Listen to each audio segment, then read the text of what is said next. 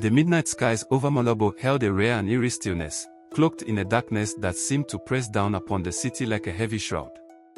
The heartbeat of Equatorial Guinea, a nation rich in oil, mystery, and powerful secrets, paused beneath layers of guarded tradition and iron-fisted governance. Yet, on this night, a different rhythm throbbed. Whispers, cautious and hushed, echoed in the hallways of power. People across the capital felt it, a shift, an unveiling of something long buried, surfacing like a specter to confront those in the upper echelons of the country's tight-knit elite. Baltasar Ebang Engonga sat behind the polished mahogany desk in his private office at the National Financial Investigation Agency, ANIF. His gaze was fixed on the array of monitors, each screen showing a different segment of the intricate networks that govern the country's vast wealth and resources. It was here, in the fortress-like ANIF headquarters, that secrets were collected, silenced, and forgotten.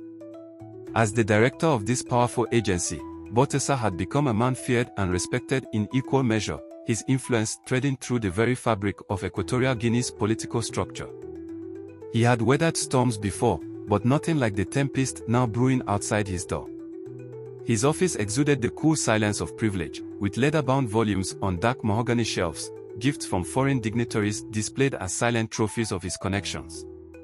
But tonight, all of these trappings felt like walls closing in.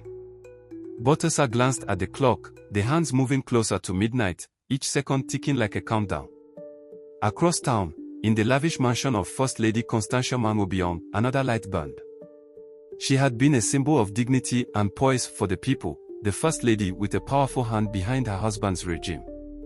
Yet, this scandal had shaken even her iron resolve.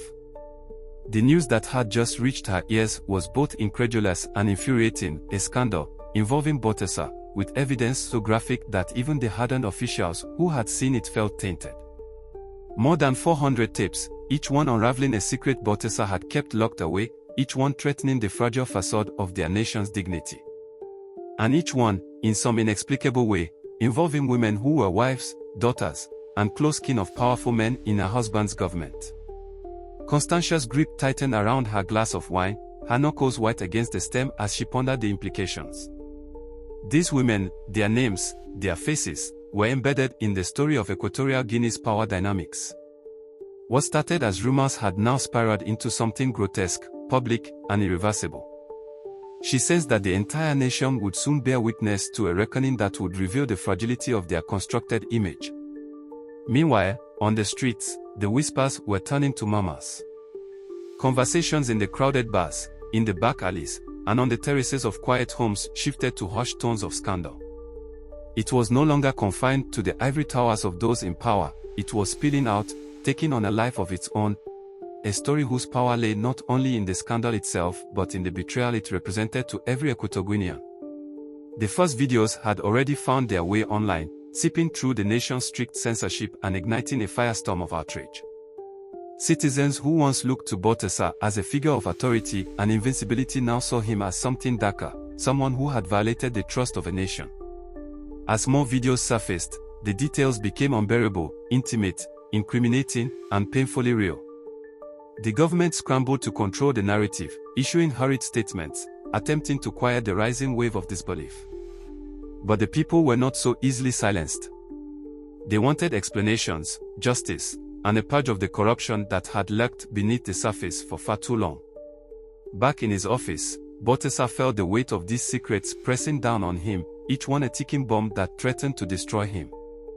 His phone rang, a direct line to the vice president, Theodore Ngema Obiang, the man who could either condemn or protect him. The sound reverberated through the room, a stark reminder that the facade of power he once held so firmly was slipping from his grasp. He lifted the receiver with a steady hand, though his heart raced beneath his calm exterior. Baltasar, this scandal will not be contained, the vice president's voice was low, simmering with barely contained rage. The president's administration will not fall for your sins. Baltasar swallowed hard, his voice steady but hollow. I understand, sir. I will do what is necessary. In that moment, he knew the luxury of choice had been stripped away. This was no longer a matter of protecting his position but of survival itself. He would either become the scapegoat that shielded the regime, or he would find a way to claw himself out of this abyss with whatever scraps of power he had left.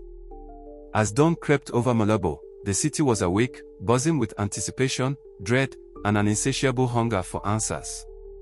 And in the heart of this nation, a reckoning loomed, one that would forever alter the course of Equatorial Guinea's history, revealing secrets that had been long hidden in shadows.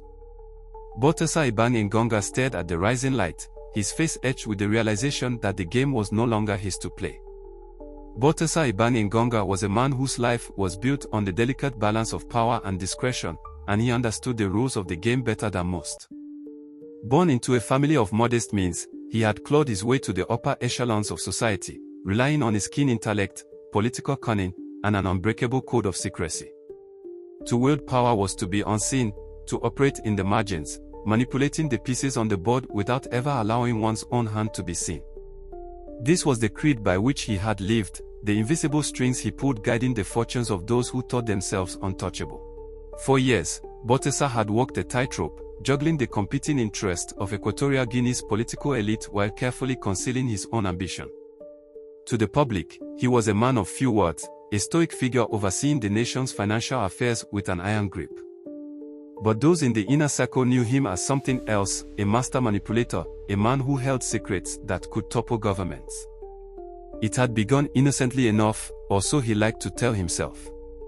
In a society where information was power, Baltasar had understood that the smallest morsel of knowledge could buy loyalty, leverage, even silence.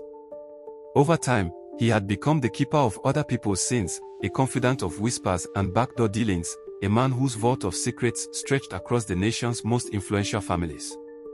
Ministers, diplomats, and businessmen all had, at one time or another, found themselves in his debt. And it was this debt that had elevated him to his position at the head of the National Financial Investigation Agency. The ANIF was, in essence, an institution created to protect the regime from itself. Ostensibly, it was tasked with rooting out financial crime and maintaining economic stability, but its true purpose was far darker. Behind the agency's respectable facade, Baltasar presided over an intricate network of surveillance, blackmail, and quiet coercion.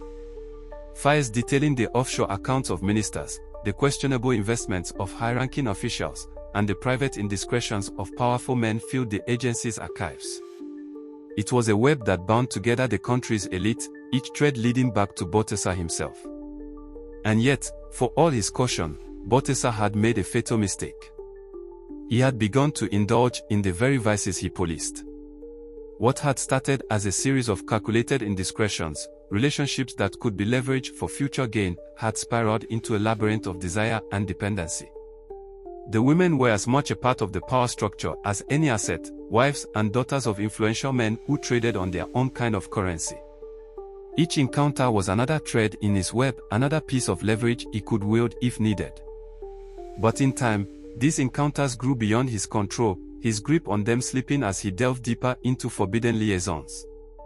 He had underestimated the volatile nature of secrets, of the thin line between control and chaos. For years, he had carefully hidden his own affairs, confident in the silence of those involved, trusting in the mutual benefit that kept everyone's lips sealed. But all it took was one misstep, one lapse in judgment, and the entire edifice began to crumble. The videos, recorded with the participants' consent, were meant to be private trophies, reminders of his own power and allure. They were tucked away, encrypted and inaccessible to any prying eyes. But somehow, they had surfaced, slipped through his carefully constructed defenses. Baltasar could still recall the moment he realized his vault had been breached, the sickening dread that settled in his stomach as he watched the first few seconds of one of the leaked videos on a private message from a nameless informant. He didn't know who had sent it or how they had acquired it, but the implications were clear. Someone wanted him to know he was vulnerable. It was a vulnerability he could ill afford. Each of these women was connected, bound to influential families whose alliances and loyalties underpinned the very stability of the regime. Their humiliation was not just his downfall, it was a blow to the honor and pride of the country's most powerful clans. If the full extent of his indiscretions were to come to light, it would be a scandal that could fracture the nation's fragile unity, inciting rivalries and vendettas that would ripple through generations. Baltasar had no choice but to act, to contain the fallout before it reached the point of no return. He called in favors, dispatched loyal agents to silence potential leaks, but the tapes were multiplying, surfacing on obscure social media accounts, spreading like wildfire through encrypted channels. Each new leak was a fresh wound, deepening his despair and anger. It was as though the very system he had constructed to protect himself was turning against him, his fortress of secrets now a cage from which he could not escape. In the days following the first leaks, Baltasar became a shadow of his former self. The man who had once strode through the halls of ANIF with an unassailable confidence now moved with caution, his eyes darting over his shoulder, searching for enemies lurking in every corner. Every conversation felt like a potential threat, every glance a judgment. Those who had once feared and respected him began to sense his weakness, the unmistakable scent of a predator wounded and cornered. In the midst of this turmoil, Baltasar was summoned to the presidential palace. He had anticipated the call, knowing that his sins were no longer his own but a blight upon the regime itself. As he entered the grand, dimly lit hall where President Teodoro Obiang Nguema Mbosogo awaited him, he felt the weight of years pressing down on him, a lifetime of control and dominance slipping through his fingers. The president sat at the far end of a long table, his face obscured in shadow, his gaze fixed and unforgiving. "Baltasar," he began, his voice a low rumble that reverberated through the empty hall, "you have betrayed this nation. You have betrayed me." Baltasar opened his mouth to respond, to plead his case, but the words died on his lips. He knew, in that moment, that there was nothing he could say to absolve himself, no secret left to shield him from the consequences of his actions. The president leaned forward, his gaze piercing. "You have one chance to redeem yourself, one chance to cleanse this stain before it becomes a scar on this nation's soul.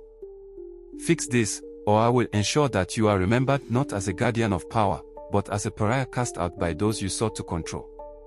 As Baltasar left the palace, he felt a strange numbness settle over him. He was no longer the powerful figure he once was, no longer the master of secrets who commanded fear and respect. He was a man on borrowed time, a keeper of secrets now devoured by his own ambition, a fallen giant staring down the abyss of his own making. And as he looked out over the city, the glimmering lights of Malabo seemed to mock him, 1,000 points of light illuminating the path to his undoing. He knew, as he returned to his empty office, that this was only the beginning.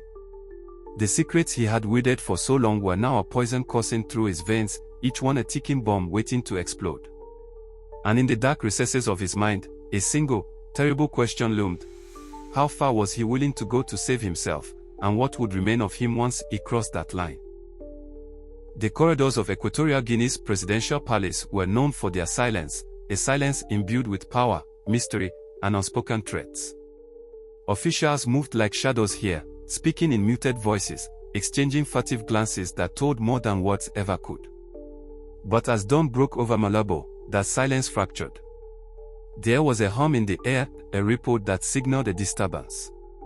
Rumors, each one more outrageous than the last, echoed through the halls. Baltasar's scandal, no longer confined to the whispers of the elite, had seeped into the very core of the nation's power structure, infecting it with a contagion of mistrust and fear. One by one, ministers, advisors, and high-ranking officials filed into the palace, their faces taut with anxiety. News of the tapes had spread with a velocity they could not have anticipated. The president himself had summoned an emergency council, and the elite had gathered, each one aware that their own fate might be bound to the fate of the man who had once been their most trusted enforcer. As they waited in the opulent chamber, their eyes drifted to one another, each man and woman wondering how much the other knew, how deeply they might be implicated. Baltasar had wielded his power with precision, collecting secrets like a gardener tending delicate blooms. Now, those secrets were poised to consume them all. The room smelled faintly of tobacco and perfume, mingling with the tension that clung to the air, thick and heavy. The First Lady, Constantia Obiang, entered the room with an aura of authority that immediately commanded silence. She wore a deep green gown that flowed with her every step, her face a mask of calm intensity. But behind her dark eyes, there was a barely concealed fury, a smoldering anger that had been ignited by the shame and betrayal the scandal had brought to her family and her nation. She moved to the center of the room, her presence undeniable, a woman born to power and unafraid to wield it. Gentlemen, she began, her voice cutting through the silence like a blade, we stand at the brink of a crisis that threatens not only this administration but the very dignity of Equatorial Guinea itself. She paused, allowing her words to settle, watching as the gathered officials exchanged uneasy glances. There was no denying the gravity of her words. Every person in the room understood the stakes. They had seen the first leaks, the videos that had thrown Baltasar's private life into public view. They knew that these revelations, if left unchecked, could unravel the fragile alliances that held their nation together. The vice president, Teodoro Obiang, cleared his throat. His jaw set in a hard line as he addressed the room. We must act swiftly and decisively, he said. This scandal cannot be allowed to tarnish the reputation of our government. Measures have already been taken to prevent further leaks, but I assure you all, this is only the beginning. Baltasar's indiscretions will not define us. His words were meant to inspire confidence, but in the eyes of those gathered, there was only doubt. They knew that damage control alone would not be enough. This was a scandal that cut to the bone, exposing the rot beneath the polished surface of their society. The tapes had shown more than just indiscretions, they had revealed a moral decay that could no longer be hidden. From the back of the room, an elderly advisor, known for his blunt pragmatism, spoke up. With respect, Vice President, he said, his voice carrying a note of caution, the public is already calling for justice. They will not be satisfied with quiet measures. They want a sacrifice, a symbol that we are taking this matter seriously. The murmurs of agreement that followed were subdued but undeniable. They all understood what the advisor meant. Baltasar would need to be cast aside, his downfall orchestrated in such a way as to satisfy the public's hunger for accountability. It was a bitter irony, the man who had protected their secrets, who had held their sins in his hands, was now the very sin they would need to purge. The First Lady turned to Teodoro, her gaze unflinching. If we are to restore faith in this administration, we must be prepared to sever ties with Baltasar. But it cannot end there. The people will need more than a scapegoat, they will need assurance that their government is committed to upholding the integrity of our nation. Teodoro's face darkened, the implications of her words clear. To cut down Baltasar would be to risk exposing other secrets, secrets that could implicate those standing in that very room. Each person there had something to lose, something they would rather remain hidden. The decision to sacrifice Baltasar was fraught with risk. It would be a delicate game of managing perceptions while preserving their own safety. As the discussion continued, each official weighed their options, careful to reveal as little of their own vulnerabilities as possible. They spoke in terms of strategy and damage control, but behind their words was the cold calculation of survival. Baltasar's fall would not be clean, it would unleash a cascade of consequences that none of them could fully predict. Finally, the First Lady raised a hand, signaling an end to the debate. We have a duty to protect this nation, she said, her voice steady but laced with a steely resolve. But we must also protect ourselves. We will proceed carefully, but we cannot shy away from what must be done. Baltasar will be removed from his position, effective immediately. His actions have forfeited his right to power. A hush fell over the room, the finality of her decision settling like dust in the air. They all understood what was at stake, but there was a sense of relief as well. In that moment, the choice had been made, and they had been spared. Baltasar would be the one to bear the weight of their sins, the scapegoat upon whom they could heap their own indiscretions and emerge unscathed. As the meeting adjourned, the officials filed out of the room, each one carrying a private burden of guilt and relief. They moved through the palace corridors like specters, their footsteps echoing in the empty hallways, leaving behind the faint scent of fear and secrecy. Outside the palace, the city of Malabo was waking up to a new day. The morning air was thick with anticipation, the tension of a nation on the brink of change. In the markets and cafes, in the homes and streets, people spoke of the scandal, their voices rising in a chorus of indignation and disbelief. For the first time, the walls of power had cracked, revealing the shadows within. Baltasar, unaware of the decision made in the palace, sat alone in his office, watching as the city came to life beneath him. He could feel the weight of the scandal pressing down on him, but he still believed he could find a way out. His mind raced with strategies, with plans to contain the fallout, to salvage his reputation and reclaim his power. But as the sun rose higher, casting a harsh light over the city, Baltasar would soon learn that he was no longer the master of his own fate. The power he had wielded so carefully, the secrets he had guarded, were slipping from his grasp, leaving him stranded in the center of a storm he could no longer control. And in the quiet, hidden corners of Malabo, the whispers grew louder, carrying with them the promise of retribution, of secrets that would no longer remain in the shadows. The halls of power had begun to tremble, and with them, Baltasar's place in the world was crumbling, piece by piece, into dust. Darkness had descended over Malabo, draping the city in a velvety quiet that felt at odds with the storm brewing just beneath its surface. Despite the late hour, lights flickered in homes across the city, where families huddled together, glued to their screens, their faces bathed in the cold blue glow of their phones and tablets. Tonight, something dark and forbidden was coming to light, a series of videos that had already shocked the nation's core. Baltasar's carefully constructed web of influence, one he had woven over decades, was unraveling in real time, exposed to the unforgiving gaze of the public. Baltasar himself sat alone in his office at ANIF, his once steadfast hands now trembling. His reputation, his position, his very identity, all slipping away like sand through his fingers. He had always known the risk of wielding secrets as weapons, of using private affairs and forbidden knowledge to keep the nation's elite bound to him. But he had not foreseen this, that his secrets would be laid bare, dissected, and devoured by a hungry, wrathful public. He had become a man haunted by his own ambition, trapped in a nightmare of his own making. The first leak had been a shock, a single video surfacing in the darker recesses of social media, shared only among a few anonymous accounts. But within hours, it spread like wildfire, sparking whispers, then gasps, and finally, a collective outcry. What had once been private was now public. Baltasar, the keeper of secrets, exposed in a way he could never have imagined. As more videos emerged, each more incriminating than the last, the scandal took on a life of its own. News anchors, typically cautious under the regime's watchful eye, now hesitated only briefly before speaking Baltasar's name with a thinly veiled sense of indignation. Commentators danced around the scandal's sordid details, but the weight of their words was unmistakable.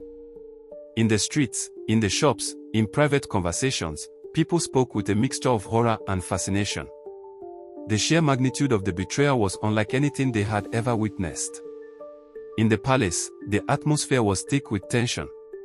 Constantia Ebang, whose initial fury had only grown with each new leak, paced the opulent hallways, her heels clicking sharply against the marble floors. She had felt the scandal's impact keenly, not only as First Lady but as the matriarch of a nation whose pride had been tarnished. This betrayal was more than a political embarrassment, it was a personal affront to every family, every woman who had ever trusted in the sanctity of their lives. Her jaw clenched as she thought of the women in those videos, their faces blurred but their identities unmistakable to those who knew them. They had been humiliated, stripped of their dignity by a man who had seen himself as untouchable. As midnight approached, Theodore Obiang, the vice president, gathered with his closest advisors in a dimly lit room deep within the palace. Each man bore the marks of sleepless nights, their faces drawn and pale, their eyes bloodshot. They spoke in low, tense voices, strategizing their next move, grasping at ways to contain the damage. Theodoro's voice was low, simmering with barely controlled fury. "He has betrayed us all," he said, his tone edged with venom. "And the people demand justice. We must give them something. Someone." But Baltasar was not easily abandoned. Even as his own allies discussed his downfall, he was hard at work, making frantic calls, speaking in coded language to anyone he thought might still offer him a lifeline. He was like a drowning man grasping for the surface, willing to do anything, betray anyone, to keep from slipping beneath the waves. He reached out to old contacts, allies whose secrets he had guarded over the years. Each conversation was a delicate dance, a calculated appeal for protection, for amnesty. But with each call, his voice grew more desperate, his request more urgent. At last, with no other option, Baltasar did the unthinkable. He took one of the most explosive videos in his possession, evidence of an affair between a prominent minister and a young woman tied to a powerful family, and sent it anonymously to a journalist known for his willingness to cross boundaries. It was a reckless move, a last-ditch attempt to shift the focus from himself, to deflect the nation's wrath onto another figure within the regime. If he could ignite another scandal, perhaps he could buy himself time. The journalist, startled by the anonymous message and the volatile nature of its contents, hesitated only for a moment before deciding to run the story. It hit the airwaves in a flash, a fresh scandal layering upon Baltasar's own, a grotesque tapestry of betrayal and moral decay now visible for all to see. By morning, news outlets were ablaze with headlines, each one more sensational than the last, each new scandal feeding the fire of public outrage. People took to the streets, some chanting, some standing in stunned silence, as the weight of their leaders' corruption crashed down upon them like an iron hammer. In those first hours of dawn, a sense of rage began to overtake the capital. People who had long felt powerless, who had borne witness to the injustices and abuses of their leaders in silence, now found a voice. They gathered outside government buildings, calling for accountability, for the heads of those who had betrayed their trust. And though they could not see him, Baltasar watched from his office, his face pale and drawn, his fingers tapping nervously against the desk. He had unleashed a beast he could not control, a fury that had slipped from his grasp and was now devouring everything in its path. As the sun rose higher, casting harsh shadows across the city, the protests grew. It was no longer just about Baltasar, it was a reckoning, a demand for change that had been simmering for years, finally breaking free in an eruption of anger and hope. The people, emboldened by the scandal, began to question the very foundations of the regime, to see cracks where before they had seen walls. For the first time in years, they felt a sense of power, a power that had been denied to them, buried beneath layers of corruption and fear. In the palace, the First Lady watched the scenes unfolding from a window high above the crowd, her face impassive but her mind racing. She knew that this was a turning point, a moment that could either shatter their hold on power or forge a new path forward. She could feel the weight of history pressing down upon her, the eyes of her people demanding answers. And in the heart of the crowd, a single voice rose above the rest, calling out a phrase that sent chills down the spine of every official within earshot. No more secrets. No more lies. It was a simple demand, but one that carried the force of a nation's anger, a call to arms against the shadows that had governed their lives. As Baltasar watched from the shadows, his hands shaking, he realized with sickening clarity that he had lost control, that his secrets, once his greatest weapon, were now his downfall. The power he had wielded so expertly, the fear he had inspired, all crumbled beneath the weight of his own betrayal. And as the voices outside grew louder, a single, undeniable truth settled over him: he was no longer the hunter, he was the hunted. The Great Reveal, as it would come to be known, marked the beginning of a new era for Equatorial Guinea, an era in which the truth could no longer be hidden in the dark recesses of power. The people had glimpsed the shadows, and now they demanded the light. It was said that power was a prism, casting a spectrum of effect across those it touched. For the women entangled in Baltasar's web, that spectrum ranged from betrayal to disgrace, from anger to an enduring shame that would ripple through their lives long after the scandal had faded from the headlines. They were wives, daughters, mothers, each woman a private citizen drawn unwillingly into the storm of a public scandal. Their lives, once confined within the ornate confines of Malabo's affluent neighborhoods, were now scrutinized, their secrets laid bare for all to see. Among them was Mariana, the young, elegant wife of a high-ranking military official. She had once been the jewel of the capital's social circles, known for her delicate beauty and her effortless grace, an embodiment of sophistication whose life was carefully curated for public admiration. Yet beneath the facade, Mariana had harbored an unspoken loneliness, a void that grew each time her husband left on assignment, every time he returned colder and more distant than before. In Baltasar, she had found a twisted solace, a man whose influence and power seemed to transcend the rigid boundaries of her world. Their affair had been brief, a series of encounters that left her both exhilarated and ashamed. For Mariana, it had been a desperate rebellion against the life she had been forced into, an attempt to reclaim a semblance of control. But as she sat alone in her grand but suffocating villa, watching the news unfold with horror, she realized that her moment of rebellion had come at a terrible cost. The tapes had revealed her secret to the world, and with it, she felt her own identity unraveling. The whispers among her peers, the pitying glances from her once adoring social circle, they were knives, sharp and relentless, stripping away the dignity she had spent years cultivating. Across town, in a more modest neighborhood, another woman grappled with the fallout. Sophia was not a woman of privilege or high status. She was the daughter of a businessman with modest ties to the administration, her beauty overshadowed by a fierce intelligence that had always set her apart. Baltasar had pursued her with a persistence that had at first flattered and then overwhelmed her. She had resisted, knowing instinctively the danger in his gaze, the predatory glint that belied his polite charm. But Baltasar was nothing if not persuasive, and Sophia had found herself drawn into his orbit, intoxicated by the thrill of his attention, by the idea that she could possess something forbidden and powerful. Now, as the tapes circulated, Sophia felt not only the shame of exposure but the crushing weight of self-betrayal. She had prided herself on her independence, on her ability to navigate the complexities of Malabo society without losing herself. And yet, here she was, a pawn in a game she hadn't understood until it was too late. She knew that her father's business would suffer, that her family would bear the consequences of her decisions. The respect she had fought to earn, the reputation she had built, everything had been shattered in the span of a few fleeting moments, captured forever on tape and now dissected by strangers.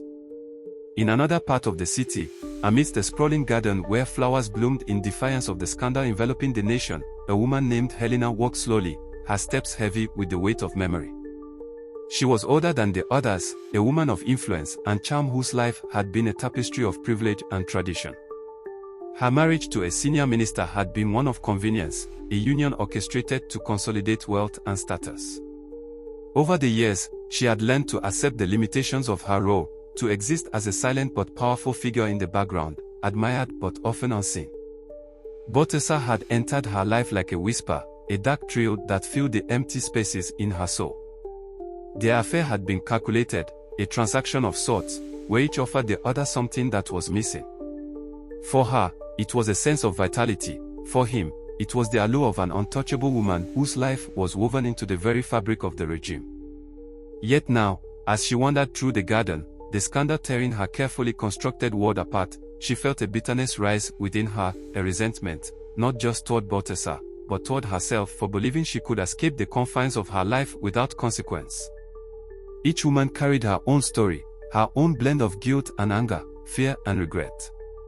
They had been silenced for so long, constrained by expectations and the unyielding demands of a society that valued appearances over reality. But the scandal had laid their lives bare, and with it came a new kind of vulnerability, one that forced them to confront the choices they had made and the lives they had lived. In the shadows of their gilded prisons, they grappled with questions that had no answers, haunted by a past they could not change. As the scandal continued to dominate headlines, the public's focus shifted to these women, to their roles in the sordid saga. Opinions divided sharply.